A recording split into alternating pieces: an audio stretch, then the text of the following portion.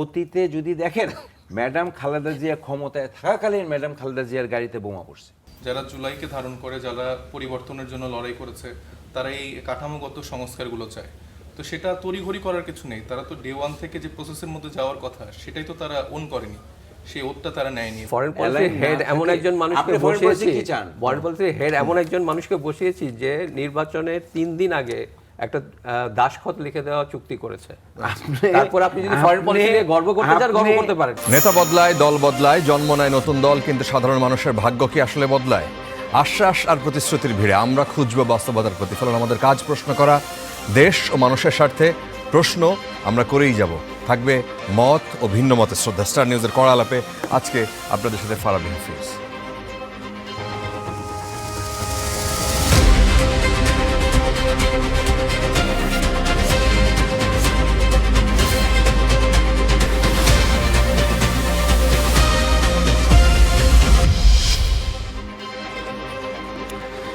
কড়া আলাপের আজকের এপিসোডে যাদেরকে আমন্ত্রণ জানিয়েছি, সম্মানিত অতিথিদের সাথে পরিচয় করে দিই। রয়েছেন ডক্টর রুশাদ ফরিদি, তিনি শিক্ষক, অর্থনীতি বিভাগ, ঢাকা বিশ্ববিদ্যালয়।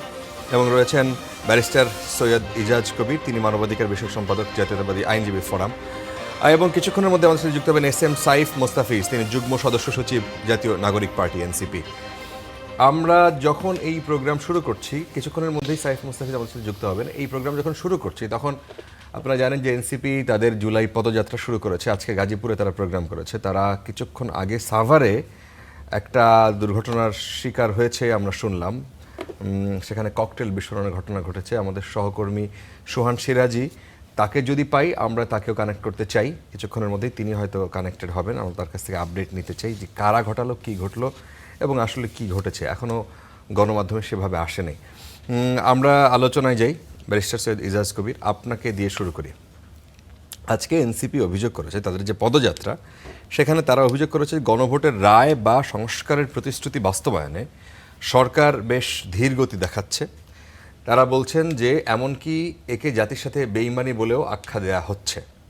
বিএনপি কি জুলাই সনদ, গণভোটের রায় কিংবা নির্বাচন ইশতেহারে দেয়া প্রতিশ্রুতি অনুযায়ী দেশ চালাচ্ছে? এটা হচ্ছে 1 নম্বর। 2 নম্বর হচ্ছে বিরোধী দলগুলোর এই অভিযোগ, সেটা কি ভিত্তিহীন? ধন্যবাদ আপনাকে এবং আপনার মাধ্যমে দর্শক শ্রোতাদেরকে ধন্যবাদ, শুভেচ্ছা ও সালাম। আপনি যে প্রশ্নটা করলেন যে তাদের এই দাবিটা কি ভিত্তিহীন কিনা, এটা হ্যাঁ বা নাতে উত্তর দেওয়া যাবে না। ভিত্তিহীন বলা যাবে না, আবার তারা যে দাবিটা করছে এটা আমি মনে করি অস্থিরতারও একটা দেয়, অ্যাটিটিউডটা দেখা যাচ্ছে যে অস্থিরতা তারা তৈরি করতে চায় না। মানে অস্থিরতা বলতে হচ্ছে তাদের মধ্যে একটা অস্থিরতা যে আমারটা জুলাই সনদ এখনই হোক, এখনই এটা হয়ে যাক, এখনই সব ইমপ্লিমেন্ট হয়ে যাক। আসলে তো এগুলা একদিনে এক মুহূর্তে করা সম্ভব না। এগুলা পলিসির ব্যাপার আছে, সময়ের ব্যাপার আছে, চিন্তা, ধ্যান, ধারণা, কিভাবে ইমপ্লিমেন্ট করা হবে, এমন কোনো কিছু সিদ্ধান্ত নিয়ে যেটা এক্সিকিউট করা যাবে না, সেরকম সিদ্ধান্ত তো আমার মনে হয় নেওয়ার কোনো প্রয়োজন নাই, নাম্বার 1। নাম্বার 2 হচ্ছে যে বিএনপির যেই ইশতেহার এবং যেই গণভোট এবং জুলাই চার্টার, এই সবগুলি সরকার বলেছে যে তারা এটা অক্ষরে অক্ষরে পালন করবে এবং সেইটা অক্ষরে অক্ষরে পালন করতে গিয়ে যে সময়টুকু দরকার সেই সময়টুকু তাদেরকে দেওয়া উচিত। এই 4-5 মাসের মধ্যে যে এখনই হয়ে যেতে হবে, এটা হতেও সময় লাগে, কমিটি ফর্ম করতেও সময় লাগে। যেরকম আপনার এই ইয়ের জন্য যে কমিটি ফর্ম করেছে, কনস্টিটিউশনাল রিফর্মের জন্য যে কমিটি ফর্ম করেছে, বিরোধী দল থেকে কিছু লোকজন চেয়েছে, তাদের নাম চেয়েছে। আমার এখনও বর্তমানে আমার জানা নেই ওনারা নাম দিয়েছে কি দেননি। দিলে নিশ্চয়ই কমিটির কাজগুলি শুরু হয়ে যাবে। তো ওনারা যদি সেটা যদি শুরু হয়, সেটাও একটা রিফর্মের কাজ। এখন সেটা সংস্কার বলেন বা আপনি যেভাবেই শব্দ চয়নটা করেন, সো রিফর্মের কাজটা তো শুরু হচ্ছে, শুরু করা যাচ্ছে, শুরু করবে। এবং এর মানে এই না যে বিএনপি এখন পর্যন্ত তার ইশতেহার অনুযায়ী যতটুকু 4 মাসে সম্ভব সবগুলি আস্তে আস্তে ছুঁয়ে যাচ্ছে। আপনি গ্রাম বাংলা কৃষকদের জন্য যেভাবে কাজ করে যাচ্ছে, খাল খনন করে যাচ্ছে, এবং এটা মাত্র যা শুরু। তো এখন আরও ধরেন 5 বছর সময় আছে, 4 বছর সময় আছে। এর মধ্যে দেখেন, বিচার করেন, জনগণই বিচার করবে, আপনারাই বিচার করবেন। কিন্তু 4 মাসের মাথায় আপনারা পলিটিক্যাল ট্রায়াল এবং মিডিয়া ট্রায়ালের মাধ্যমে যদি বিএনপির সাফল্য বিচার করতে চান, তাহলে সেটা একদম অনৈতিক হবে। ওইটা আমি মনে করি যে একটা ভিত্তিহীন মিডিয়া ট্রায়াল অথবা পলিটিক্যাল ট্রায়াল হবে। আচ্ছা। একটা রাজনৈতিক দলকে সরকারে এসেছে দীর্ঘ 17 বছর স্বৈরাচার শাসন আমলের পরে, পুরো কাঠামোটাই আপনার আমি বলতে পারি যে আমরা সবাই বলতে পারি যে এটা একটা আনন্যাচারাল কাঠামোর মধ্যে আছে। এটা ভেঙে গড়াটাও একটু সময়ের ব্যাপার, কিন্তু আপনি একবারে ভেঙে আপনি গড়তে পারবেন না। একটু গঠনের মধ্যেও এটা গঠনমূলকভাবে গড়তে হবে। আপনি একবারে ভেঙে চুরমার করে নতুন করে গড়তে গেলে ওটা আবার ভিন্ন ধরনের দেখা যায়, সেখানে আবার তখন সেটা বিশৃঙ্খলার দিকে এগিয়ে যাবে। আচ্ছা, এস এম সাইফ মুস্তাফিজ, আপনাকে স্বাগত জানাচ্ছি। আপনি এই প্রশ্নটা তাকে করেছিলাম যে আজকে এনসিপি তাদের যে পদযাত্রা করেছে এবং সেখানে তারা অভিযোগ করে বলেছে যে 70% মানুষের গণভোটের রায় সরকার বাস্তবায়ন করছে না। বিএনপি স্পষ্ট বলেছে গণভোটের জুলাই সনদের বাইরে কিছু বিষয় যুক্ত করে তাদের সাথে প্রতারণা করা হয়েছে। এখন প্রতারণার পাল্টাপাল্টি বিতর্কের অবসান কি কখনো হবে? তিনি বলছিলেন যে আপনারা একটু তাড়াহুড়ো কি আপনাদের মধ্যে নাই, যে তড়িঘড়ি করে এখনই লাগবে, এখনই এটা করতেই হবে, সময় তো এখনো আছে নাকি? ধন্যবাদ আপনাকে, আমার বিজ্ঞ সমালোচক এবং যারা টিভি পর্দায় দেখছেন তাদেরকে শুভেচ্ছা জানাচ্ছি। এটা তো আমাদের তড়িঘড়ি না, যেই জনগণ যে 70% মানুষ এই রায়টা মানে ভোটটা দিল, আমরা তো তাদের জন্য কথাটা বলছি। এটা তো শুধু এনসিপির একক এজেন্ডা না, যে সংস্কার গণভোটের যে বিষয়গুলো নিয়ে আসলে সংস্কারের কথা হয়েছে, ঐক্যমত্য কমিশনে যে আলোচনাগুলো দীর্ঘদিন ধরে হয়েছে, সেটা তো আসলে শুধু এনসিপির এজেন্ডা বলে আমি মনে করি না। আমি ফিল করতে চাই, আমার সমালোচক বললেন যে মানে আমার জুলাই সনদ, মানে এটা তো আমি মনে করি যে আমাদের জুলাই সনদ, মানে আমি তো ওনাদেরকেও ইনক্লুড করার মতো জায়গাটা আমি চিন্তা করি। বা বিএনপি, বাংলাদেশ জামাত ইসলামী থেকে শুরু করে বাংলাদেশের বর্তমানে বাংলাদেশপন্থী যারা রাজনীতি করছে বা বিভিন্ন মতের যারা আছেন, তারা বাংলাদেশেরই পরিবর্তনটা চায়। যারা জুলাইকে ধারণ করে, যারা পরিবর্তনের জন্য লড়াই করেছে, তারা এই কাঠামোগত সংস্কারগুলো চায়। তো সেটা তড়িঘড়ি করার কিছু নেই। তারা তো ডে ওয়ান থেকে যে প্রসেসের মধ্যে যাওয়ার কথা, সেটাই তো তারা ওন করেনি, সেই ওতটা তারা নেয়নি। এবং পরবর্তীতে আমরা দেখেছি সংসদীয় অধিবেশনে যতগুলো অধ্যাদেশের জায়গাগুলো ছিল ইম্পর্টেন্ট, গুরুত্বপূর্ণ যে জায়গাগুলো ছিল, গুম বা মানবাধিকার কমিশনের যে অধ্যাদেশগুলো, সেগুলো কিন্তু কোনোভাবেই আর কি রাখা হয়নি এবং নানাভাবে বলা হয়েছে আরও কঠিনভাবে ফিরে আনা হবে। আমি পরশুদিন সম্ভবত ড্রাফট দেখলাম, যেটা আসলে দুর্বলতার জায়গাটা আমি বলতে পারি যে আওয়ামী লীগ সরকারের মতোই অনেকটা করে ড্রাফটিং করা হচ্ছে। তো পরিবর্তন কোথায়? আমার সমালোচক এর আগে আমার একটা টকশোতে আমার মনে আছে যে বলেছিল যে আপনারা দেখেন যে আসে কি না, তারপরে বলেন। তা আমি তো দেখছি যে কিছুই আসতেছে না। আমরা ধৈর্য ধরে ধরে 5 বছর কি দেখব? মীর শাহ আলমের 4 মাসে সম্পদের পরিমাণ 4 গুণ বাড়বে আর 4000 গুণ বাড়বে, এটা দেখার জন্য তো আমরা এখানে বসে নাই। আমার তো রাজনীতিতে আসা বা জুলাই গণঅভ্যুত্থান থেকে এনসিপির উঠে আসা শুধুমাত্র পাওয়ার স্ট্রাকচারে নিজেদেরকে ফিট ইন করানো না, বা গভর্নমেন্ট ফর্ম করে আমি ওই ক্ষমতাটা আওয়ামী লীগের মতো করে এনজয় করতে চাই, এই জায়গাটার জন্য কিন্তু আমরা রাজনীতিতে আসিনি। আমরা এসছি মূলত এই পরিবর্তনটার জন্য। আপনাদের মনে হচ্ছে যে বিএনপি যেই কাঠামোতে ক্ষমতা এবং যেভাবে চালাচ্ছে দেশ, তাতে মনে হচ্ছে তারা এনজয় করছে এবং তারা ওই সেই আওয়ামী লীগের ডেফিনেটলি এনজয় করছে। আমি শিওর যে ওই শাহজাদা মীর শাহ আলম, আমাদের যিনি স্থানীয় সরকার প্রতিমন্ত্রী যিনি আছেন, মানে তার রিপোর্টটা তো দেখছেন। যমুনাতে আমি দেখলাম যে একটা রিপোর্ট করা হয়েছে, সেখানে তার সম্পদ বেড়েছে 8 গুণ। এই 4 মাস আগেই তার হলফনামায় যে সম্পদের বিবরণী ছিল, তিনি সম্ভবত 238 একর জমি আবার নতুন করে ক্রয় করেছে। এটা তাকে জিজ্ঞাসাও করা হয়েছে, সেখানে তার উত্তর এবং পরবর্তী আমরা দেখলাম সেই সংবাদটিও সোশ্যাল মিডিয়া থেকে নাই করে ফেলা হয়েছে বা উঠিয়ে ফেলা হয়েছে, আবার পরবর্তী একটু কাটছাট করে আবার নতুন করে প্রচার করা হচ্ছে। তো এটা একটা প্রতিমন্ত্রীর মানে কথা আমি বলছি। তো সেখানে প্রত্যেকটা প্রশাসনিক জায়গায় বিএনপি যেভাবে লোকজনকে বসিয়েছে, যেভাবে তারা আসলে প্রত্যেকটা জায়গা দলীয়করণ করছে, সেটা দুদক বলেন, তারপরে যতগুলো সাংবিধানিক প্রতিষ্ঠানগুলো আছে, সেই আগের কায়দাই তো তারা দখল করছে। মামা চাচা অথবা আস্থাভাজন এমন কাউকে বসাচ্ছে যার দ্বারা আসলে হাসিনার মতো করে আমিরাম ইলেকশন দেওয়া যাবে, অথবা হাসিনার মতো করে নিজের আস্থাভাজন লোককে দিয়ে নিজের দুর্নীতিগুলো পার পাইয়ে দেওয়া যাবে, হয়তো বা অন্য কাউকে হেনস্থ করার জন্য তারা ব্যবহার করতে পারবে। তো এটা তো অলরেডি মানে 4 মাসে আমরা দেখতে পাচ্ছি, যেটা 17 বছর ধরে আওয়ামী লীগ প্রতিষ্ঠিত করেছে এবং একটা মানে পালাবদলের জায়গা যেখানে তৈরি হয়েছিল ইন্টারিম গভর্নমেন্টের সময়, সেখানে তো আমরা দেখছি আবার এই 4 মাসের মধ্যেই মানে খুব দ্রুত গতিতে মীর শাহ আলমের মতো স্মার্ট এবং দুরন্ত গতির যেসব পলিটিশিয়ানদেরকে মন্ত্রিসভাতে তারা এনেছেন, তারা তো সেটাকে ওভারকাম করে ফেলছে। মানে 17 বছরে তারা যে অ্যাচিভ করেছে, আমার মনে হয় যে 5 বছরে তারা তার থেকে বেশি কিছু অ্যাচিভ করতে চায়। তো এই অ্যাচিভ করার জন্য তো আমরা আসলে সবাই, মানে ইনক্লুডিং মানে আপনারা যারা আছি, কেউ তো আসলে জুলাই রেভলিউশনটা আসলে করিনি। তা এর সাথে কি এটা বলবে যে আপনি বলছেন যে আগের হাসিনার আমলের মতো এই মন্ত্রীরাও যা করছে সেটা মিডিয়ায় আসলো, হাসিনার আমলে এই ধরনের কোনো মিডিয়াতে ডিরেক্ট মন্ত্রীর বিরুদ্ধে গিয়ে কথা বলার এরকম কয়টা রিপোর্ট দেখা গেছে?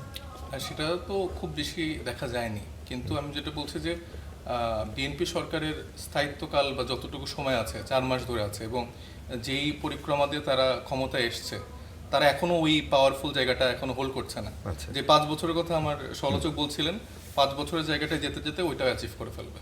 আচ্ছা, আপনার সেটা ধারণা। ডক্টর রুশাদ ফরিদী, এই ধারণা নিয়ে যদি আপনি একটু বলেন। এই একই প্রসঙ্গে আপনার কাছেও সেই প্রশ্ন যে 70% মানুষ হা ভোট দিয়েছে, নাহিদ হোসেন বলেছেন, নাহিদ ইসলাম বলেছেন সেটা জাতির সঙ্গে বেইমানি করেছে বিএনপি, আপনার কি তাই মনে হয়েছে? আমি যেহেতু একজন এখানে সাধারণ নাগরিক হিসেবে এসেছি, আমি ইজাদ সাহেবের ওই মন্তব্যের সাথে একমত যে 4 মাসে আসলে হঠাৎ করে সিদ্ধান্ত নিয়ে ফেলাটা একটু কঠিন কোনো রাজনৈতিক দল যেটি ক্ষমতায় এসেছে। কিন্তু সেই সাথে আসলে এই জাজমেন্টটা, বিএনপি সম্বন্ধে জাজমেন্টটা আসলে গত 4 মাস ধরে যে হচ্ছে তা কিন্তু না, কারণ সংস্কারের ব্যাপারটা তো আসলে ইন্টারিম সরকারের আমল থেকে শুরু হয়েছে একটা লম্বা সময় ধরে। এবং তখন আমরা আসলে দেখেছি যে বিএনপি অনেক সংস্কারের কথা বলে, তারা বলে যে 105-এর মধ্যে 96টা তারা একমত, 700টার মধ্যে 500টার মধ্যে একমত, কিন্তু দেখা যায় যে 500টা সেগুলো খুবই ইনসিগনিফিক্যান্ট। সবচেয়ে সিগনিফিক্যান্ট যেগুলো আসলে দেশে আইনের শাসন নিশ্চিত করবে, ন্যায় বিচার নিশ্চিত করবে, ক্ষমতাসীনকে ক্ষমতার চাপে রাখবে, সেইগুলোতে কিন্তু তারা ছাড় দেয় নাই। এবং তারা সেই আগের হাসিনার ফ্যাসিস্ট ক্ষমতাভোগী যেই শাসন যন্ত্রটা, ওটা থেকে খুব বেশি যে দূরে সরে যেতে চায় এটা কিন্তু গত 1.5 বছর ধরে মনে হয় না, এবং ক্ষমতায় আসার পর তো সেটা একেবারেই কোনোভাবে মনে হচ্ছে না। তো সেই জন্য আমরা আসলে শঙ্কিত। আর আপনি যে কথাটা বললেন যে এই যে একজন প্রতিমন্ত্রীর দুর্নীতির খবর তো আগে আমরা কখনো হয়তো আসার সাহসই পেত না কোনো চ্যানেল, কিন্তু এখন তো পাচ্ছে। কিন্তু আপনি এখন চিন্তা করবেন যে শেখ হাসিনা এরকম বা তার আওয়ামী লীগ এরকম দানব হয়ে 4 মাসে তো উঠেনি। তাদের 18 বছর 16 বছর ক্ষমতায় ছিল। প্রথম টার্মটাতেও তাদেরকে আমরা এতটা ভয়ঙ্কর হয়ে উঠতে দেখিনি, যেটা বেসিক্যালি 2014-2015 পর থেকে আস্তে আস্তে গ্র্যাজুয়ালি হয়েছে। তো এখন বিএনপি 4 মাসে যে লক্ষণগুলো দেখাচ্ছে, এবং সেই সব ক্ষেত্রে আমি সাইফ মোস্তাফিজের সাথে একমত যে লক্ষণগুলো ভালো না। কিন্তু কোন কোন লক্ষ্য দেখে আপনার কাছে? লক্ষণগুলো হলো বেসিক্যালি আমরা যখন সংসদে দেখলাম এই যে অধ্যাদেশগুলো কোন অধ্যাদেশগুলো পাশ করা হলো আর কোন অধ্যাদেশগুলো বাদ দেওয়া হলো, সেই একই প্যাটার্ন আমরা দেখলাম যে সংস্কারের ক্ষেত্রে ইন্টারিমের আমল থেকে বিএনপির যে অবস্থান, যেই অধ্যাদেশগুলো খুব গুরুত্বপূর্ণ, বিচার বিভাগের স্বাধীনতা, তাই না? বিচার বিভাগ এই স্বাধীনতা তো একটা ফান্ডামেন্টাল জিনিস, মানুষের দেশে আইনের শাসন থেকে নিশ্চিত করা থেকে দেশের অর্থনীতিকে গতিবান করার জন্য সবকিছুর জন্য আপনার দেশে আইনের শাসনটা দরকার। সেই বিচার বিভাগের স্বাধীনতার জায়গায় যে সেই অধ্যাদেশগুলো যেগুলো ইন্টারিম সরকার করেছিল, যেগুলো প্রশংসিত হয়েছিল, সেগুলো তারা ওইগুলো ঝুলিয়ে দিয়েছে। তারপর গুম এবং মানবাধিকার ওইসব বিষয়গুলোতে, তো যেগুলো বেসিক্যালি আইনের শাসন নিশ্চিত করবে। তো আইনের শাসন নিশ্চিত করা ছাড়া কোনো দেশ কখনো আগাতে পারবে না। এবং আইনের শাসন নিশ্চিত করতে গেলে প্রবলেমটা হলো যে ক্ষমতাসীনরা তখন প্রশ্নের সম্মুখীন হবে। কেউ দুর্নীতি করলে, কেউ অন্যায় করলে তারাও জেলে যাবে বা তাদেরও শাস্তি হবে। তো এই বিষয়টা তো আসলে ক্ষমতাসীনরা কি জেলে যাচ্ছে না? ক্ষমতাসীনরা জেলে যাওয়ার তো খুব বড় সড়ো কোনো দৃষ্টান্ত এ পর্যন্ত আমি দেখিনি। আপনি দেখেছেন কিনা আমি জানি না। এ পর্যন্ত আমি তাদেরকে প্রচন্ড কোনো চাপের মধ্যে পড়তে দেখিনি, বা হয়তো সেটা লোকাল লেভেলের কোনো পাতি নেতা জাতীয় কিছু শাস্তি হতে পারে, কিন্তু বড় সড়ো কাউকে আমি এ পর্যন্ত রাঘব বোয়াল কাউকে কোনো ধরনের কোনো কিছু শাস্তি পেতে এখনো এরকম কিছু আমরা এখনো দেখিনি। আমরা এটা এখনো আশাও করছি না যে 4 মাসে বিএনপি এরকম একটা দুর্দান্ত আইনের শাসন নিশ্চিত করবে। কিন্তু আমাদের যেটা আশা সেটা হলো কোনো ব্যক্তিকে শাস্তি দেওয়া নয়, আমাদের আশাটা হচ্ছে একটা কাঠামো নিশ্চিত করা যেখানে অটোমেটিক্যালি একটা স্বনিয়ন্ত্রিত স্বাধীনভাবে প্রতিষ্ঠানগুলো কাজ করবে, বিচার বিভাগ কাজ করবে, পুলিশ কাজ করবে। সেটার কোনো লক্ষণ আমাদের এখানে নাই, অ্যাবসলিউটলি কোনো লক্ষণ নাই। যা লক্ষণ আছে সেগুলো হচ্ছে কি অতীতের যেই কাঠামো সেটাই রেখে দেওয়ার একটা চেষ্টা, যাতে ক্ষমতাটা নিরঙ্কুশভাবে এনজয় করা যায়। আচ্ছা, অন্য প্রসঙ্গে কথা বলবো। এই পয়েন্টটা নিয়ে আপনার কাছে জিজ্ঞেস করব। আপনি আইনের মানুষ, আইন নিয়েই পড়াশোনা এবং আইন নিয়েই আপনি কাজ করেন। এই বিষয়টাকে আপনি কিভাবে দেখেন? আসলে কোনো পরিবর্তন ঘটেছে কিনা বা খুব তাড়াতাড়ি এগুলো ঘটবে কিনা, এটা আপনি কি মনে করেন? যে এনসিপির ওখানে ককটেল বিস্ফোরণ ঘটেছে, বিষয়টি মানে পরিষ্কার না কারা ঘটিয়েছে, কেন, কি উদ্দেশ্যে ঘটিয়েছে। যদি এই বিষয়টি নিয়ে সাইফ মুস্তাফিজ কিছু বলতে চান, এবং তারা এই মুহূর্তে এনসিপির যারা, তারা সাভার মডেল থানার সামনে তারা বিক্ষোভ করছে এবং ওখানে তাদের দায় দিচ্ছে সম্ভবত যে পুলিশ কেন এটা করতে পারে নাই। আপনারা কিছু জানেন? আমি যোগাযোগ করার চেষ্টা করছিলাম, গ্রুপে আলোচনা হচ্ছে, এখনো ডিটেল আপডেট পাইনি। কিন্তু প্রত্যেকটা যেখানে যেখানে আমাদের প্রোগ্রাম সেখানে তো স্কেডিউল আগেই আমরা প্রকাশ করেছি এবং সেখানকার স্থানীয় প্রশাসন সবার সাথে আগে থেকেই যোগাযোগ করা হয়েছে, গোয়েন্দা সংস্থা বলি, পুলিশ। তো মানে আমরা তো আশা করব যে এরকম আমাদের রাজনৈতিক সমাবেশ করার অধিকারটা নাগরিক হিসেবে আছে, রাজনৈতিক দল হিসেবে আছে, এবং সেটা আসলে নিশ্চিত করবেন আমাদের সরকার। তো সেটা তো আমরা দেখছি যে ব্যাহত হচ্ছে। তো unfortunate law and order situation যে কীরকম ভয়ানক পরিস্থিতি যাচ্ছে, এবং আমাদের স্বরাষ্ট্রমন্ত্রী সালাউদ্দিন সাহেব, ওনার দায়িত্ব উনি কতটা সুন্দর করে পালন করছেন, এটার একটা এক্সাম্পল আপনারা দেখতে পারলেন। আচ্ছা, ব্যারিস্টার ইজাজ কবির। জি, আপনি যেটা বলেছিলেন আবার যদি একটু বলতেন আইনি প্রক্রিয়ার ব্যাপারটা কি বলতে চাইছেন? হ্যাঁ, বলতে চাইলাম যে তিনি যে অভিযোগটা করছিলেন, অভিযোগ না, তার মতামত দিচ্ছিলেন যে এখানে আমরা এখন পর্যন্ত বিএনপি ক্ষমতা গ্রহণ করার পর 4 মাস পার হয়ে গেছে, এখন পর্যন্ত সেই ধরনের কোনো মানে নমুনা দেখা যাচ্ছে না যেটা আইনের শাসন বলতে যেটা বোঝায় সেই জিনিসটা বাংলাদেশে বাস্তবায়ন করা সম্ভব। বিশেষ করে তিনি উল্লেখ করেছেন যে আপনাদের কোনো নেতাকর্মী যারা বড় নেতা, যাদের নামে অভিযোগ আসছে, তাদেরকে ওই ধরনের কোনো সিগনিফিক্যান্ট কোনো মানুষকে বিচারের মুখোমুখি করা বা তাদের অভিযোগের তদন্ত হওয়া বা তাদেরকে পুলিশের তদন্তের মুখোমুখি পড়তে হয় নাই, এই ধরনের কথা বলছিলেন। আমি জাস্ট একটু একটা জিনিস আমি একটু অ্যাড করি, সেটা হলো আমার 4 মাসের মধ্যে কাদের শাস্তি দেওয়া হচ্ছে সেটা বিষয় না, বিষয়টা হলো যে বিচারিক কাঠামোটা, আইনের শাসনের কাঠামোটা যে তৈরি করার যে একটা আন্তরিক সদিচ্ছা, এটা বিএনপির মধ্যে নাই। এটা হচ্ছে সবচেয়ে বিপজ্জনক বিষয়। জি না, আমি ওনার কথার সঙ্গে আমি দ্বিমত করব না।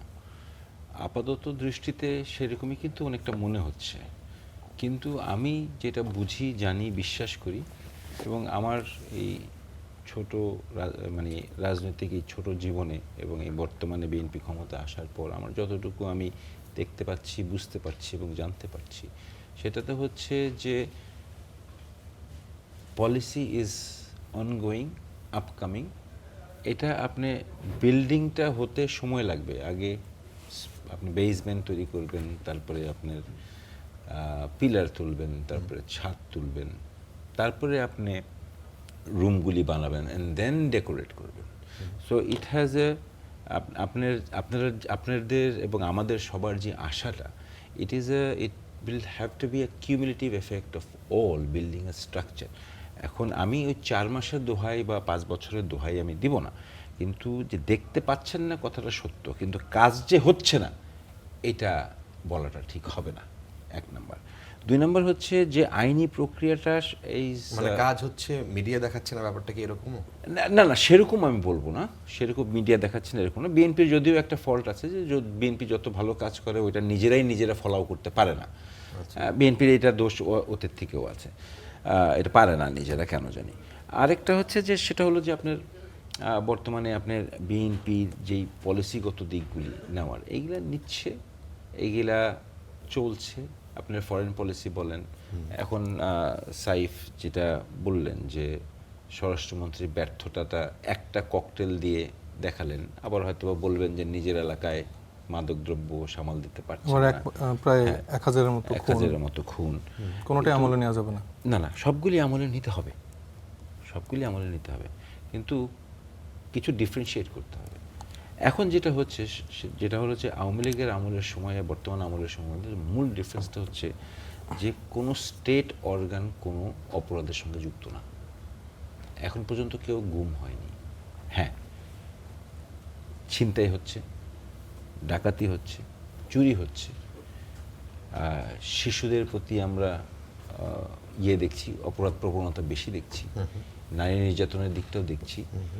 কিন্তু এগুলা as a part of the society অবশ্যই সরকারের দায়বদ্ধতা আছে এগুলো এবং কমাতে হবে। কিন্তু এর মানে এই না যে সরকার ব্যর্থ বা সরকার চেষ্টা করছে না।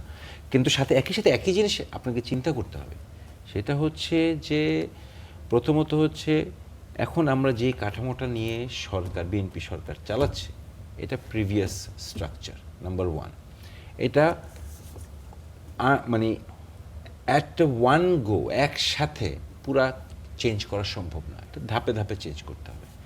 3 নাম্বার সেটা হলো যে চেষ্টা আছে, প্রক্রিয়াধীন আছে, এবং আপনি একদিনের মধ্যে আমরা এটা শেষ করতে পারবো না। এটা ধাপে ধাপে আমাদেরকে বিভিন্ন স্টেজ ক্রস করতে হবে। যেরকম আমি আপনাকে একটা এক্সাম্পল বলি, আমাদের দেশে ন্যায় বিচার তো হচ্ছে, এখন আমরা বলতে পারি আদালত আপনার সুষ্ঠু বিচার দিচ্ছে, ন্যায় বিচার দিচ্ছে, স্বাধীনভাবে বিচার করছে। কিন্তু তারপরেও কেন অপরাধ হয়, এটার আমার ব্যক্তিগত মতামত যেটা হচ্ছে সেটা হচ্ছে যে এই যে ধরেন আজকে জামালপুরেও 7 জনকে মৃত্যুদণ্ড ফাঁসি দেওয়া হলো, এবং আজকে দেখলাম একজন 2 বছরের বাচ্চাকে 10 বছরের একটা ছেলে ধর্ষণ করেছে। কেন হচ্ছে? যেরকম ধরেন এটা সামাজিক একটা ব্যাপার আছে। একই সাথে আমাদের যে বিচারটা হচ্ছে, বিচার ব্যবস্থা, এটা যেই ডিলে প্রসেসটা, এই ডিলে প্রসেসটার কারণে আসলে মানে এক্সিকিউশন অফ লর যে একটা ডেটারেন্ট প্রসেস থাকে, সেই ডেটারেন্ট প্রসেসটা আমরা কেউ ফিল করতে পারছি না। এবং আমরা মনে করি যে করে ফেললাম, এই বিচার হতে হতে তো 20 বছর 25 বছর লাগবে, আমি চলে যাব। সো আমাদের এই জায়গাটাতেও আসতে হবে। এই ক্ষেত্রে ইন্ডিপেন্ডেন্ট অফ জুডিশিয়ারি হলেই যে হবে তা না, এটারও কোনো নিশ্চয়তা নাই যে ইন্ডিপেন্ডেন্ট অফ জুডিশিয়ারি হলেই হবে। হ্যাঁ, টার্গেটটা হচ্ছে যে যত দ্রুত সম্ভব আমাদের যেই ব্যাকলগ অফ কেসেস আছে এবং একই সাথে যে ফিউচার যে কেসেসগুলি আসতেছে এগুলো যত দ্রুত সম্ভব বিচার করে একটা ডেটারেন্ট ফ্যাক্টর হিসেবে সমাজের সামনে তুলে ধরা, যে দেখো তুমি যে বিচার যদি করো 6 মাস 1 বছর 2 বছরের মধ্যে তুমি সাজা পেয়ে যাবে। পরিষ্কার। এখন আপনি যে বললেন যে ধরেন এটা প্রিভিয়াস স্ট্রাকচারকে আপনারা কোনো জায়গায় গতিশীল করতে পেরেছেন বা করার চেষ্টা করছেন, চেষ্টা চলছে। হ্যাঁ, ভিজিবল না ওইভাবে। কিন্তু প্রশ্ন হচ্ছে যে সেই জায়গায় আপনাদের যারা সমালোচনা করেন তারা এইটা উল্লেখ করেন যে যদি সেটাই হয়ে থাকে তাহলে আয়নাঘরও তো প্রিভিয়াস স্ট্রাকচার, আপনারা সেটা বন্ধ করে দিয়েছেন। র্যাবের যে বিতর্কিত কর্মকাণ্ড ছিল সেটা আপনারা করতে দিচ্ছেন না, আপনি বললেন যে গুম হয় না এখন। তাহলে সেটাই যদি হয় তাহলে গুম কমিশন যেটা সেটা কার্যকর করতে আপনাদের অনীহা ছিল? না, কোথাও অনীহা নেই, কিন্তু কথা হচ্ছে যে গুমের যেই খসড়াটা সাহেব যেটা বললেন যে আগের মতো করে দেখছেন, যদিও আমি এখন ওইটা দেখিনি, কিন্তু কথা হচ্ছে যে এর আগের যে খসড়াটা ছিল ওটার সঙ্গে কিছু গুমের সঙ্গে এবং অন্যান্য আইনের সঙ্গে কিছু অসামঞ্জস্যতা ছিল। এখন খসড়া হয়েছে, এটা পাবলিক ডোমেইনে আসবে, এটা নিয়ে স্টেক হোল্ডারদের সঙ্গে কথা হবে। বিরোধী দল আছে, বিরোধী দলরা কথা বলবে, বিরোধী দলরা সেটা প্রতিবাদ করবে, তাদের যদি দেখে সেটার ইনপুট নেওয়া হবে। যদি ইনপুট না হয় তাহলে তারা প্রতিবাদ করবে, সংসদে প্রতিবাদ করবে। নাম্বার 1।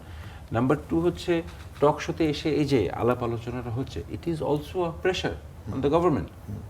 এবং আমি যে বিএনপির জাতীয়তাবাদী আইনজীবী ফোরামের মানবাধিকার সম্পাদক হয়ে এখানে বসেছি, যে আমি যে একটা জবাবদিহিতার মধ্যে আছি, এটাও একটা প্রেশার। এবং এটা টক শোর মাধ্যমে আজকে সাধারণ দেশের মানুষজন দেখতেছে, এবং আমরা কেউ চাই না যে এটা না হোক, কারণ ঘুমের শিকার সবচেয়ে বেশি আমরাই চাবো না এটা হতে পারে না। হ্যাঁ, ভুল ত্রুটি থাকতে পারে ওনাদের চোখে, আমাদের চোখে ভুল ত্রুটি নাও থাকতে পারে, কিন্তু সেই জায়গাটা যতটুকু সম্ভব মিনিমাইজ করে আনতে হবে। আরেকটা কথা হলো যেটা বলতে চাই, যে সেটা হলো যে আপনি বললেন যে র্যাবের এটা কমিয়ে আনা হয়েছে। দেখেন, পলিসিগত যদি চিন্তা করেন, স্টেট অফেন্স, স্টেট অর্গান ব্যবহার করে যে অফেন্সগুলি, এইগুলোতে শক্ত হাতে দমন করা হচ্ছে।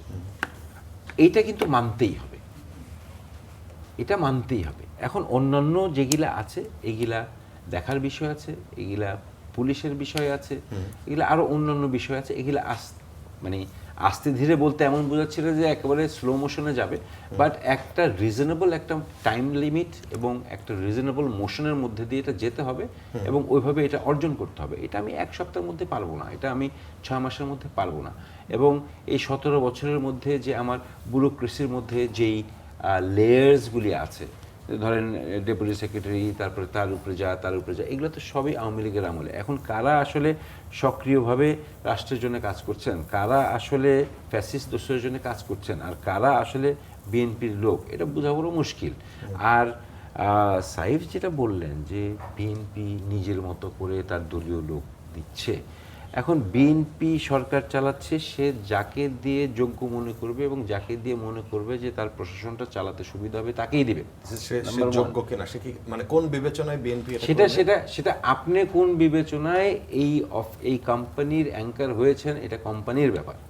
আপনার যোগ্য কি, আপনার আমি অযোগ্য মনে করতেই পারি, ঠিক আছে না, কিন্তু কোম্পানির ব্যাপার। আপনি অ্যাঙ্কারিং করছেন, এটা কোম্পানি বুঝছে আপনার যোগ্য, আপনাকে এনে দিয়েছেন, সো এটা কোম্পানি আর আপনার ব্যাপার। আমি ক্রিটিসাইজ করতেই পারি, হ্যাঁ, কিন্তু একই সাথে আমি বলবো, আমি বা সাইফ বা আমার সমালোচক ভাই যখন বলবে যে আপনি অ্যাঙ্কারিং ভালো মতো করতে পারছেন না, আপনার মালিকদেরকে বলবে, ঠিক আছে, একই সঙ্গে আমি ব্যক্তিগতভাবে মনে করি যে ওনাদেরও কিছু অল্টারনেটিভ নেমস দেওয়া উচিত, যে ওনার চেয়ে উনি ভালো, আমরা নাম দিলাম, দেখেন, কম্পেয়ার করে দেখেন।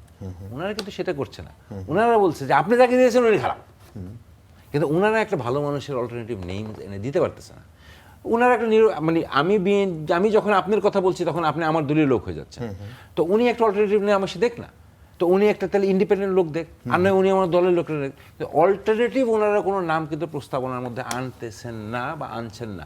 এটা কি ইচ্ছাকৃতভাবে না অনিচ্ছাকৃতভাবে, না ওনাদের কাছে কোনো লোকজন নাই যাদের নাম ওনারা প্রস্তাব করতে পারবেন, সেটা একটা ব্যাপার আছে। কিন্তু বিএনপি প্রশাসন চালাবে, কাকে দিয়ে চালাবে, সে দলীয় অন্তর্গত, তো তাহলে আপনার দলের লোক আমি কেন দিব, ওনার দলের লোক আমি কেন দিব? দিলে তো আমি আমার পছন্দের মতো লোক দিব, আমি আমার দলের লোক দিব, অথবা আমি যাকে দিয়ে আমার অফিস চালাতে পারবো, আমার অ্যাডমিনিস্ট্রেশন চালাতে পারবো, আমি তাকেই ফেলে দেবো। আপনি যদি মনে করেন যে এই লোকটা যোগ্য না, তাহলে এই লোকটার চেয়ে কম্পারেটিভলি আরও একটা যোগ্য ব্যক্তির নাম প্রস্তাবে এনে আপনি জনগণের সামনে তুলে ধরেন যে আমরা একটা দিলাম, বিএনপি এটা আমলে নেয় নাই, বিএনপি তখন একটা প্রেশারে থাকবে যে এই ওনারা যাকে যোগ্য মনে করতেছে তাকে আমরা কেন নিলাম না, সে যে আমাদের কাজের জন্য সে অযোগ্য, সেটা বিএনপি একটা এক্সপ্লেনেশন নিয়ে আসবে। কিন্তু এখন হচ্ছে আমি সরাসরি বলতেছি যে আপনি অযোগ্য, আপনাদের কাজ হবে না, কেন আপনারা রাখছে। কিন্তু আমি কিন্তু আরেকজন অ্যাঙ্কার এনে বলছি না যে he is better than him, so কাম।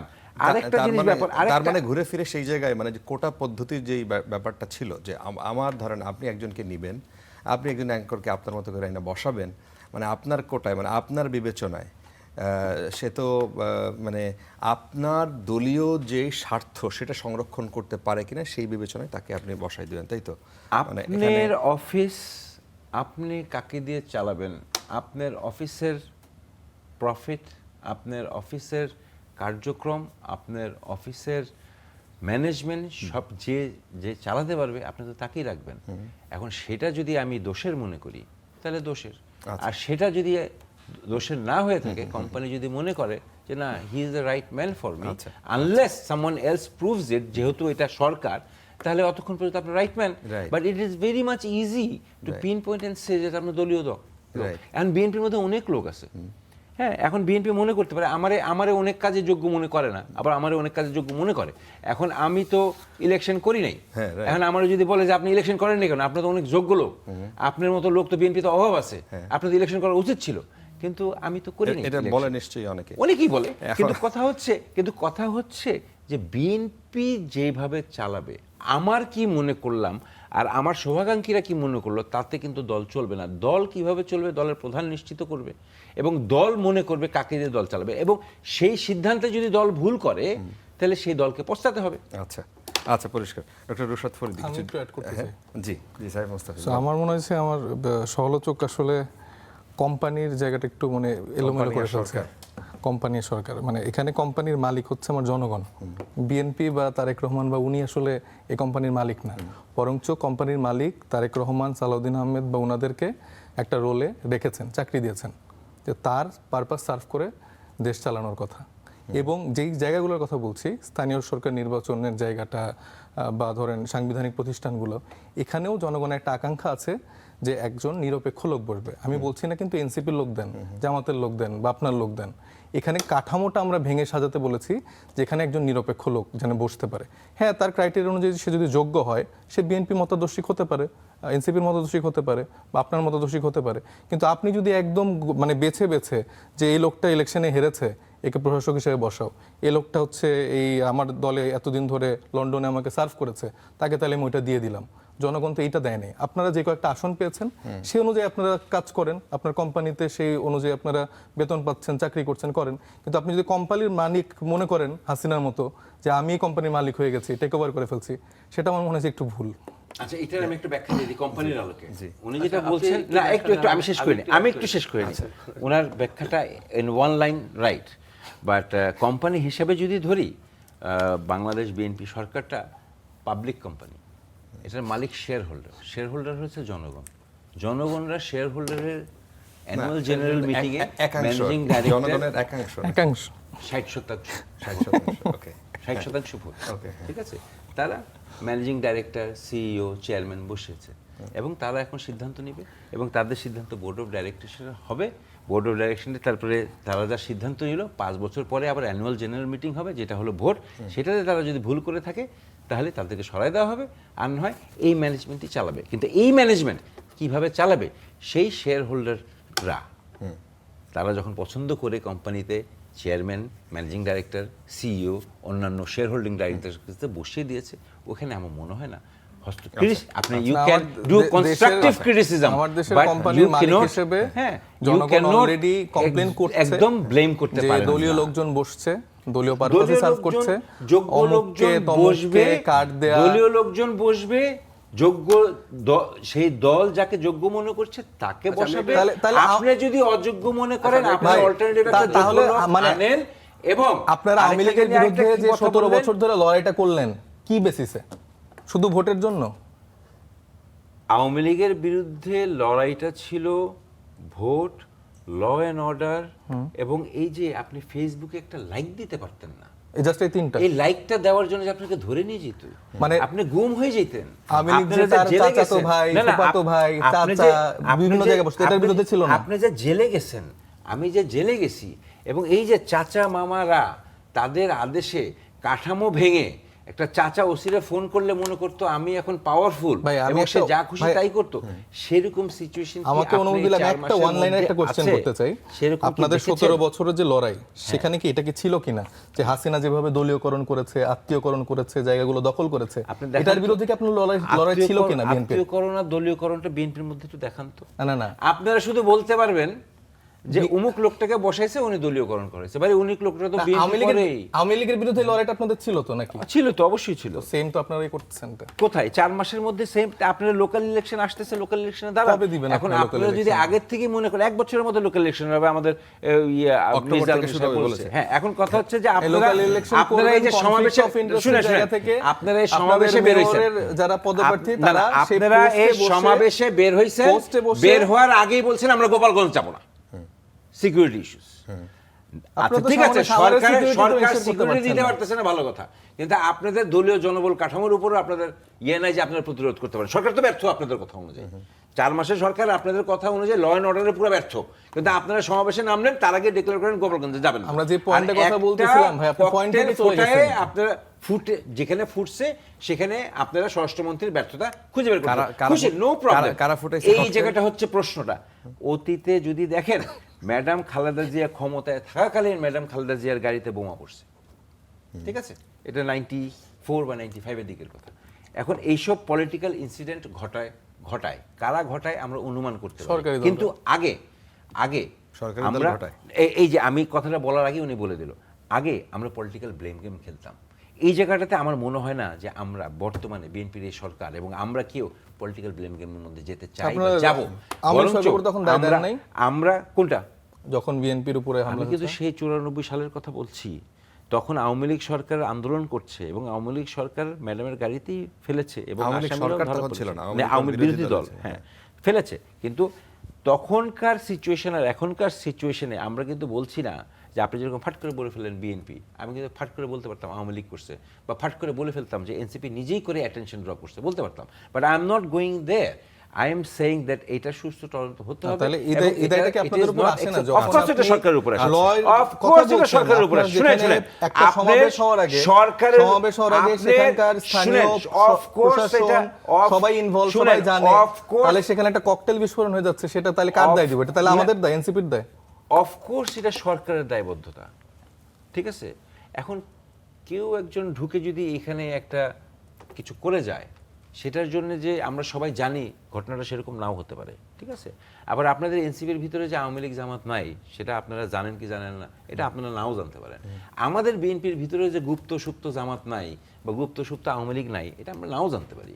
কিন্তু এখন যেই পরিবেশটা সৃষ্টি হয়েছে, এখন এদেরকে আমরা খুঁজে বের করবো, ছাকনি দিয়ে কিন্তু যে ভাই খুব স্মার্টলি আমাদের যে পয়েন্টটা ছিল সেটা থেকে সরে গেছে। আমরা যেটা বলছিলাম, কোম্পানির মালিক তো সরেই যায়, জনগণ, আমি জনগণের সরেই যাই। জনগণ বলছে দলীয়করণ হচ্ছে, এটা আওয়ামী লীগ সময় হয়েছে, সেটা এখন আচ্ছা পরিষ্কার ডক্টর। আচ্ছা আমরা একটু বলে যাই যে আপনারা যদি দলীয়করণ মনে করেন যেই ব্যক্তিকে অ্যাপয়েন্টমেন্ট দেওয়ার কারণে, আমার সাজেশন থাকবে এজ এ জেনারেল সিটিজেন, আমি বিএনপি সমর্থক বা কর্মী হিসাবে না, আপনারা অল্টারনেটিভ নিয়ে আসেন। আচ্ছা দেখেন সরকার কি করে নিতে পারে। ডক্টর ফরিদি জি। আচ্ছা, এই প্রসঙ্গে আমি বলতে চাচ্ছিলাম যে ইজাজ ভাই যেটা বলছেন যে ধরেন ওনার অ্যাঙ্কর হিসাবে যদি উনি ব্যর্থ হন, ওনার কোম্পানির এখানে অবশ্যই দায় আছে যে একজন ব্যর্থ লোককে অ্যাঙ্কর হিসেবে দিয়েছেন, বাট এটা কোম্পানির ডিসিশন, এটা কোনো সন্দেহ নেই, কোম্পানির এখতিয়ার আছে। কিন্তু সাধারণ যারা দর্শক তারা তো মন্তব্য করতে পারেন, আরে ইনি তো কিছু পারেন না, এবং ভিউ কমে যাবে না এখন। কিন্তু সাধারণ দর্শকের তো দায় নাই যে অল্টারনেটিভ উনি ভালো হতে পারে, ওনাকে আনেন। এটা তো সাধারণ দর্শকের ওই ডোমেন নলেজটা নাই যে এই লাইনে কে আছে। অফ দ্য কোম্পানি কারা? কারণ ওনারা ইলেকশনে করেছেন, ওনারা পার্লামেন্টে আছেন। আমি কোনো ব্যক্তির কথা বলছি না, আমি বিরোধী দলের কথা। আচ্ছা, বিরোধী দলের কথা বলছি, কিন্তু আমি সাধারণ জনগণের কথা বলছি। আপনি যখন ভিউয়ারের কথা বলছেন, তারা সাধারণ জনগণ অবশ্যই, বাট আপনি যখন ওনাদের কথা বলছেন, they are already the share holders of the company, যারা বোর্ডে বসাইছে। সো বিরোধী দল ইজ অলসো, যদি কোম্পানি ধরেন সরকারটাকে, তার বিরোধী দল is also share holder of the company. So ওদের শেয়ার হোল্ডারের একটা দায়বদ্ধতা আছে, রাইট, ঠিক আছে। কিন্তু আমার কাছে মনে হয় যে ওই পার্টটা তো তাতে ইনভ্যালিড হয়ে যাচ্ছে না, যখন তারা বলছে যে এই কারণে তিনি ব্যর্থ, এই কারণে তিনি যোগ্য হন নাই। তো তারপরে ওনাদের কাছে কি কোনো নাম চাওয়া হয়েছে কিনা বা ওনারা কোনো কিছু, কোনো এই প্রসেসটা কি, সেটা অন্য বিষয়। কিন্তু যদি সমালোচনা করা হয়, ভ্যালিড সমালোচনা করা হয় যে এই কারণে অযোগ্য, সেটাও তো খুবই মূল্যবান একটা জিনিস আমার কাছে মনে হয় আর কি। মানে সাথে সাথে যে অল্টারনেটিভ কাউকে দিতে হবে সেটা আমার কাছে মনে হয় না। কিন্তু যোগ্যতার মাপকাঠি যে শুধু আপনারটাতেই ঠিক না, আমি সেটা কেউ দাবি করছে না, ঠিক না, সেটাও ঠিক না, সেটাও কেউ দাবি করছে না। আমাদের উকিল পাড়ায় যত বড় বড় উকিল দেখবেন, কারো ফার্স্ট ক্লাস নাই। না, ঠিক আছে, সেটা অন্য আলাপ। আমি আরেকটা যেটা বলি যে এই নিয়োগের কথা যখন উঠছে, নিয়োগের কথা দুটো উদাহরণ আমি দেই। একটা হচ্ছে গিয়ে প্রথমে যে বাংলাদেশ ব্যাংকের গভর্নরের নিয়োগ।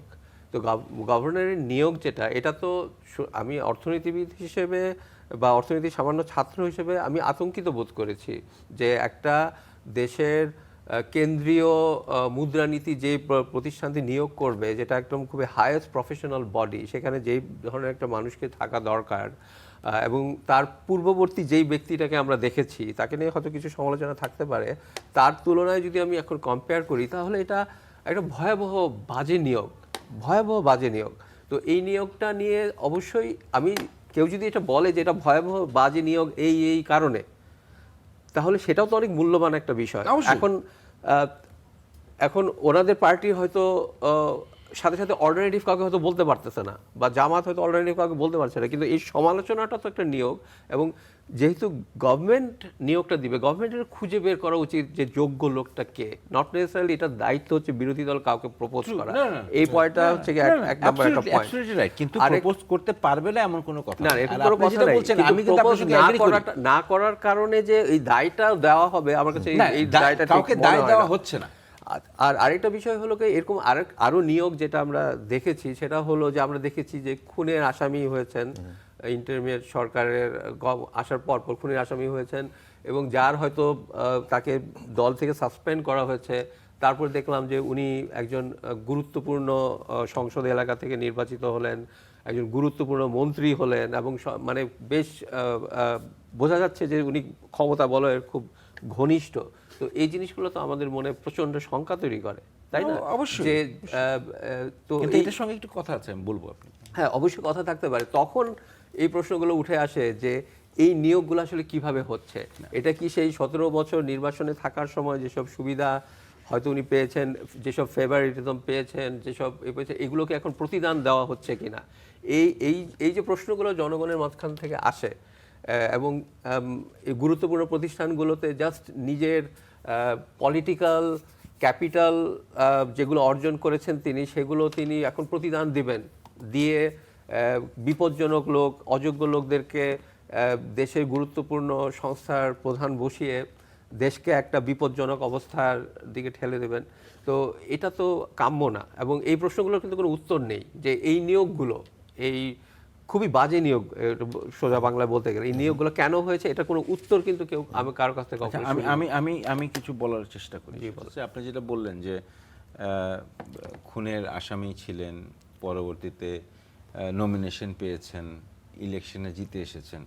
এখন লাস্ট কথাটা হচ্ছে, যদি উনি ইলেকশনে জিতে পার্লামেন্টে যান এবং দেশের জনগণ যদি ওই খুনের আসামিকে ভোট দেয়, তাহলে আপনি আমি কি করতে পারি? এটা তো আপনার আর আমার সমস্যা, এটা তো আপনার আর আমার সমস্যা। এটা তো আমি কমপ্লিটলি এগ্রি করি যে জনগণ তাকে নির্বাচিত করেছে, কিন্তু বাংলাদেশের নির্বাচনগুলো কিভাবে হয় সেটা আপনারা জানেন না।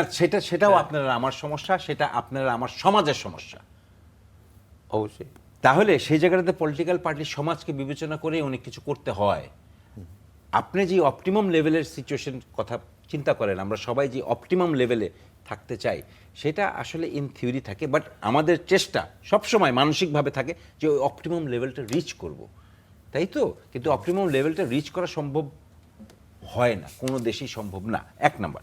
2 নম্বর হচ্ছে যে হ্যাঁ, বাংলাদেশ ব্যাংকের যখন এই গভর্নরের নিয়োগটা হয়েছে, আমি স্বয়ং নিজেই ভয় পেয়েছি।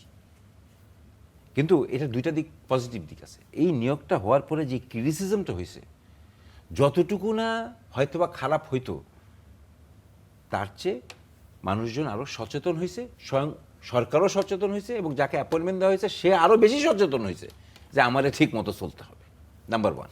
নাম্বার 2, এখন পর্যন্ত উনি যে সিদ্ধান্ত নিচ্ছে, শুধু এই ব্যাংক রেগুলেশনের যেই একটা কথা উঠে, কথিত, সেটা হচ্ছে একটা পলিসিগত রিজন হতে পারে, এবং সেটা ভবিষ্যতে কি হবে না হবে আমার মনে হয় এটা সরকার খুব ভালো করে জানে। কারণ এখানে যেহেতু ইকোনমিক একটা দিক আছে এবং প্রচুর অর্থ দেশের বাইরে চলে গেছে, হ্যাঁ, সেই অর্থগুলির ব্যাপারে সরকার কি পলিসি নিচ্ছে এবং সেই পলিসির মধ্যে কতটুকু আসলে প্রকাশ করবে এবং কতটুকু প্রকাশ না করে সেই অর্থগুলি আসলে দেশের অর্থনীতিতে আবার ফেরত আনা যায়, সেটাও একটা ব্যাপার। সেই আলোচনা বা তার সেই প্রসেস বা তার সেই পলিসিতে আপনি দ্বিমত পোষণ করতে পারেন, এবং দ্বিমত ততক্ষণ পর্যন্ত পোষণ করতে পারেন যতক্ষণ পর্যন্ত সে সাকসেসফুল কোনো রেজাল্ট না দেখাতে পারছে।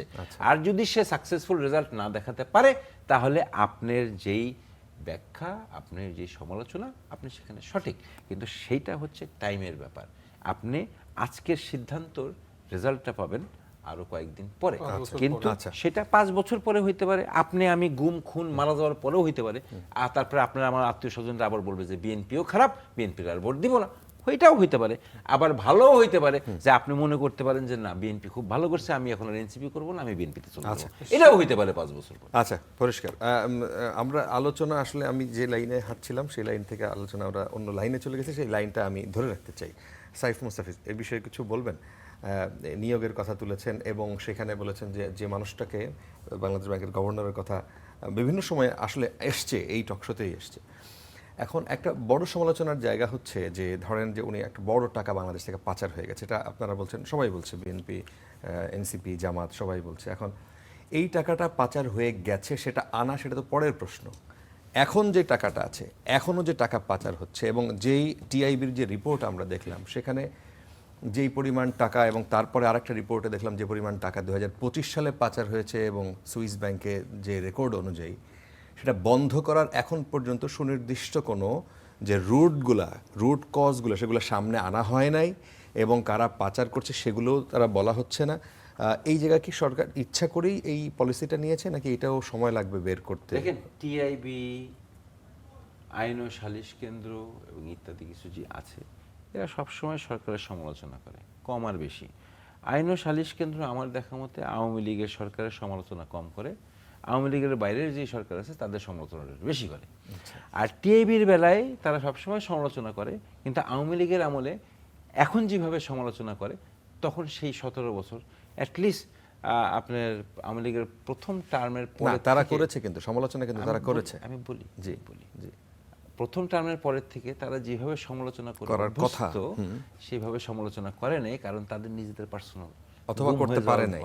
আচ্ছা ছিল হয়তোবা, কারণ তাদের কথা টোনেই বোঝা যায়। আচ্ছা। এবং অন্য দিক দিয়ে যদি আপনি দেখেন যে আইআরআই যত রিপোর্ট করেছে বাংলাদেশে আওয়ামী লীগের মতো পপুলার দল আর একটা নাই, ঠিক আছে না? সো এরকম রিপোর্ট অনেকগুলি আছে, টিআইবি আছে, সমালোচনা করবে, কনস্ট্রাকটিভ সমালোচনা করবে, সেটা ধরে রাখা হবে, সেটা মেনে নেওয়া হবে, কিন্তু এটা যে স্যাক্রোস্যাঙ্ক্ট, দ্যাট ইজ নট কারেক্ট। এটা আমাদেরকে একটা সার্কামস্ট্যান্সিয়ালি আমরা বুঝে নিতে হবে যে টিআইবি কতদূর কি করছে, আইন ও সালিশ কতটুকু কি করছে।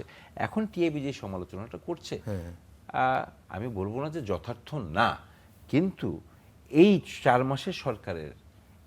মাসের সরকারের মধ্যে এসে রোজা সামাল দিতে হয়েছে, আপনার বাজেট দিতে হয়েছে।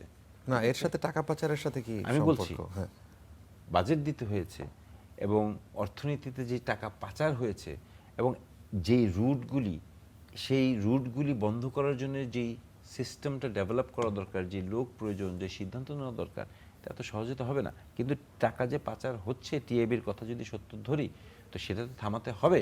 সেটা থামানোর আপনারা এখন বলতে পারেন যে বিএনপির মধ্যে কি দেখতে পাচ্ছেন কি এমন কোনো চেষ্টাই নাই যে থামাবে না? আচ্ছা সেটা কি বলতে পারেন? আচ্ছা আচ্ছা, আমরা শেষের দিকে, আমার মনে হয় যে সাইফ মুস্তাফিজ কিছু যুক্ত করতে চান কিনা? না, আমার মনে হয় যে আমরা দেখছি না আসলে বিএনপি থামাতে চায় কোনোভাবে। আর উনি তো আমার সলোচক একজনের কথা বললেন, বাংলাদেশ গভর্নরের কথা। এছাড়াও মোরাললেস প্রত্যেকটা প্রতিষ্ঠানই এই টাইপের লোক, মানে যে আসলে ওইখানে কাজ করার মতো। ঠিক আছে, আমি ধরে নিলাম, তার কথাই মেনে নিলাম যে সেই আসলে এখন মালিক বনে গেছে। তো তারপরে মালিক বনে যাওয়ার পরেও যে লোকগুলোকে দিচ্ছে, অ্যাকচুয়ালি সেই সাইডের তো হতে হবে। তো মানে একদমই মানে কৃষককে যদি আপনি এখন শিক্ষকের জায়গা দিয়ে দিচ্ছেন, মানে অ্যাটলিস্ট এই মেকানিজম এরকম হচ্ছে, কৃষককে শিক্ষকের জায়গায় দেয়। আমি মানে মেটাফরিকলি মানে বলছি, তো এরকম অনেক জায়গায় হচ্ছে। মানে আপনাদের রিপোর্ট বা আমাদের জানা মতে বিভিন্ন যে প্রতিষ্ঠানগুলোতে মানুষকে বসাচ্ছে, তো সেখানে আমরা দেখতে পাচ্ছি এরকম হচ্ছে। আবার দেখেন যে যেই সংশোধনের কথা বললো, যেই রেজুলেশনে 18 ক সম্ভবত নতুন করে অ্যাড করা হয়েছিল, আমি যদি ভুল না করে থাকি, যেটার থ্রুতে আসলে বাংলাদেশ মানে ব্যাংকগুলোর মালিকানা ফিরিয়ে আনার একটা সম্ভাবনা, বা সেই জায়গাটা আসলে একটা স্বল্প মূল্য পরিশোধ করলেই পেয়ে যাওয়ার একটা জায়গা তৈরি হয়েছিল। তো সেটাও কিন্তু দেখেন, আপনারা যখন আবার ওনারা মিলেই যখন আইএমএফ এর কাছে আবার লোন চাইতে গেলেন, সেখানে কিন্তু আবার তারা ব্যর্থ হয়ে ফিরে আসলেন। না, এটা ভুল আসল না, সম্পূর্ণ সঠিক হ্যাঁ, তথ্য না। ব্যর্থ হয়ে ফিরে আসলেন, এবং তাদেরকে কিছু রুলস রেগুলেশন বলা হয়েছে, এবং সংসদে আবার আমরা দেখলাম যে এনবিআর আবার নতুন করে বিভক্তিকরণ করে একটা বিল উত্থাপন করা হয়েছে। তো তারা এখন যেই সংস্কারগুলোকে আসলে, তাদের কিন্তু এগুলোতে কোনো সমস্যা ছিল না, মানে এগুলোতে কিন্তু তাদের কোনো নোট অফ ডিসেন্ট বা এগুলো কিন্তু ছিল না। যেই মানে ইন্ট্রিম গভর্নমেন্টের সময় আলোচনাগুলো হয়েছিল, এই ব্যাপারে তাদের সহমতের জায়গাটাই ছিল, কিন্তু সরকার গঠনের পরেই তারা আমূল কিছু কিছু জায়গায় নিজের হাত দেওয়া শুরু করলো। আবার যেসব জায়গায় বিপদে পড়ছে, সেসব জায়গায় আবার দেখা যাচ্ছে যে আবার কাটাছেঁড়া করার চেষ্টা করছে। তো আমার মূল কথা হচ্ছে যে বিএনপি সরকারের জায়গা ডেফিনেটলি তারা সরকার চালানোর ক্ষেত্রে নিশ্চয়ই আমার পরামর্শ নিয়ে সবসময় চলবে না, তারা যেটা বেটার মনে করবে সেটাই চলবে, কিন্তু যোগ্য লোকগুলোকে নিয়ে যেন বসে, এবং যেই ক্রাইটেরিয়াগুলোতে এই যোগ্য লোকগুলো সিলেক্ট করতে হয়, সেটা অন্য দলের হইলেও ডেফিনেটলি মানে অন্য দলের, মানে আমার মনে হয় যে এখন শিক্ষকের নিরপেক্ষ লোক পাগল আর শিশু ছাড়া নাই। না, এটা আমার নেত্রী ম্যাডাম খালেদা জিয়া বলেছেন। না, এটা হয়ে পেশাদারিত্বের সাথে পালন করবে এমন কোন লোক দেয়। না, এটা হয়েছে কিন্তু এই যে তাদের মতো চিন্তাধারার জন্য। কারণ যখন আমি ধরেন শিক্ষক, আমি দেখছি অমুক রঙের দলের শিক্ষকরা এখন ভিসি হচ্ছে, তখন আমার মাথায় একটা টেন্ডেন্সি আসছে, আচ্ছা বিপক্ষে দলে যে আছে তার রঙের মধ্যে আমার একটু গায়ে রংটা লাগাই, তাহলে হয়তো বা সামনেবার যখন ওই সরকার গভর্নমেন্ট আসবে, তাহলে আমি হয়তো বা ভিসি হতে পারবো, প্রক্টর হতে পারবো, XYZ হতে পারবো। তো এই মেন্টালিটিটা আমরা রাজনীতিবিদরাই তাদের মধ্যে এস্টাবলিশ করেছি। তো এই জায়গা থেকে আমাদের বের হওয়াটার জন্য কিন্তু রাজনৈতিক দলগুলোরই সব থেকে বড় দায় বা সব থেকে বড় কাজ করার জায়গা। Agreed. আমরা যদি তাদেরকে সেই স্পেসটা না দিতাম, আমরা যদি বলতাম আপনার যোগ্যতা অনুসারে আপনারা জায়গাটা পাবেন, তাহলে কিন্তু এই আলাদা করে শিক্ষকের দল করতে হতো না, বা পেশাজীবী সংগঠনগুলোর দল করতে হতো না, তারা তাদের যোগ্যতা থ্রুতেই আচ্ছা, পাবে। সেই ডিসেন্ট্রালাইজেশনটা এখনই করা সম্ভব না। একদম শেষ, আরো 17 বছর লাগবে হয়তো। ডক্টর ফরিদি যদি কিছু যুক্ত করতে চান 30 সেকেন্ডে। হ্যাঁ, মানে সেটাই হলো কথা আর কি, যে আমরা দিনের শেষে আসলে ওই কাঠামোটা দেখতে চাই, যে কাঠামোটাতে কোনো ব্যক্তির নিয়ন্ত্রণ থাকবে না, প্রতিষ্ঠানগুলো স্বাভাবিকভাবে স্বাভাবিক প্রক্রিয়াতে যেই নিয়ম অনুযায়ী যা হওয়ার কথা সেগুলো হবে। কিন্তু সমস্যাটা হলো যে যেই দলটা ক্ষমতায় আসে এত বছর পরে, তো তাদের যদি একটা মানসিকতা বা নেতৃত্ব থেকে ওই মানসিকতাটা থাকে যে আমরা এত স্যাক্রিফাইস করে ক্ষমতায় আসছি, তো আমাদের তো এখন কিছুটা আমাদেরকে স্বাধীনতার মধ্যে থাকতে হবে, আমরা কেন এসে আবার হঠাৎ করে চাপের মধ্যে পড়ব। তো মানে হয় কি আইনের শাসন প্রতিষ্ঠা, ন্যায় বিচার প্রতিষ্ঠা এগুলো করতে গেলে একটা চাপ অনুভব করতে হয়। তখন মনে হয় আচ্ছা এটা করতে যাবো না, এইটা একটা জমিটা দখল করলাম, এখানে যে একটা খাবলা মারলাম, এটা তো মারতে পারছি না। তো ওরকম সিচুয়েশন আসলে কেউ হতে দিতে চায় না, কোনো ক্ষমতাসীনরা। এবং সেই জন্যই আসলে সংস্কারটা দরকার। সংস্কারটা হলে প্রতিষ্ঠান যখন নৈর্ব্যক্তিক থাকে, নিরপেক্ষ থাকে, তখন ব্যক্তি তখন অটোমেটিক্যালি চাপের মধ্যে পড়ে। এবং বিএনপি যেহেতু এটা অনেক আগে থেকেই বুঝতে পেরেছে যে তারা ক্ষমতায় আসছে, এবং সেই জন্য তারা শুরু থেকেই সংস্কারগুলোর কিন্তু একটা বিরোধী অবস্থান নিয়েছিল, এবং যেটা দেশের জন্য দীর্ঘমেয়াদে খুবই বিপজ্জনক যদি না তারা এই অবস্থান থেকে সরে আসে। আচ্ছা আচ্ছা, বিএনপি কোনো সময় সংস্কারের বিরোধী অবস্থান নেয় নাই বা দ্বিমত অবস্থান নিয়েছে অন্যান্য পলিটিক্যাল পার্টির জায়গা থেকে। আর রাষ্ট্রের জায়গা থেকে যদি আসি, যে রাষ্ট্র বিনির্মাণের ক্ষেত্রে থেকে তিনটা জায়গাটা সবসময় আমাদেরকে স্ট্রং থাকতে হবে। একটা হচ্ছে ইকোনমিক, একটা হচ্ছে ডিফেন্স, একটা হচ্ছে ফরেন পলিসি। আমরা recently foreign policy we have seen it, we are non aligned and আমরা এখনো চেষ্টা করছি নিজের মেরুদণ্ডের দ্বারা নিজের ওন পলিসি। ফরেন পলিসি তো 12টা বেজে গেছে। ফরেন পলিসি না, কোনোভাবেই 12টা বাজে না। আমেরিকার কাছে আমরা দাসখত না না, এটা আপনার কমপ্লিটলি ভুল। আমেরিকার কাছে দাসখত জিওপলিটিক্সের সম্বন্ধে তাহলে আপনার কোনো ধারণাই নাই। দাসখত আপনি ইন্ডিয়ার কাছে দিয়ে আসছিলেন, আমেরিকার কাছে এখনো দেন নাই। ঠিক আছে, কারো কাছে তো যে মনে হয় দাসখত দেওয়া উচিত। যে ব্যালেন্স, না না, যে ব্যালেন্স, আপনি বাণিজ্য ট্রিটিটার নীতিটা পড়েছেন, ব্যালেন্সটা করা হয়েছে, আপনি বাণিজ্য চুক্তিটা, একটা প্রশ্ন করি, বাণিজ্য চুক্তিটা পড়েছেন? শুনেন, যে ব্যালেন্স হ্যাঁ অথবা না পড়েছেন, আপনি যে ব্যালেন্সটা পড়েন নাই, বুঝতে পারলাম। আপনার যে ব্যালেন্সটা প্রয়োজন সেটা আপনি দেখতে পাবেন। এবং এই ফরেন পলিসি, ডিফেন্স পলিসি আর ইকোনমিক পলিসি যদি আমার একদম আমাদের ফরেন পলিসির হেড এমন একজন মানুষকে বসিয়েছি, ফরেন পলিসির হেড এমন একজন মানুষকে বসিয়েছি যে নির্বাচনের 3 দিন আগে একটা দাসখত লিখে দেওয়া চুক্তি করেছে। তারপর আপনি যদি ফরেন পলিসি নিয়ে গর্ব করতে চান, গর্ব করতে পারেন। আপনি এই ফরেন পলিসি দাসখত দেওয়ার পরও চায়নাতে যাওয়ার পর যেভাবে আমেরিকানরা দৌড়াদৌড়ি করছে বাংলাদেশের ফরেন মিনিস্ট্রিতে, তারপরে যদি আপনি বলতে চান যে দাসখত দিয়ে আসছে, তা দাসখত দিয়ে আসলে এই আমেরিকানদের এভাবে দৌড়াদৌড়ি করছে এটা বিষয় না। এখন কথা হচ্ছে, এখন সাইন কি করেছে, balancing act of in geopolitics Bangladesh is heading marching towards a very strong position. এবং আশা করি ভবিষ্যতে আমাদের ইকোনমিক এবং defence policy will come to very strong position. ভালো জায়গায় যাবে। আমার বন্ধু মহাজাদু গান লাগালেই সেই ফরেন পলিসি পররাষ্ট্রনীতি স্ট্রং হয়ে যায়। আমাদের কড়া আলাপ এই পর্যন্ত ছিল। অনেক ধন্যবাদ যারা এতক্ষণ আমাদের সাথে ছিলেন।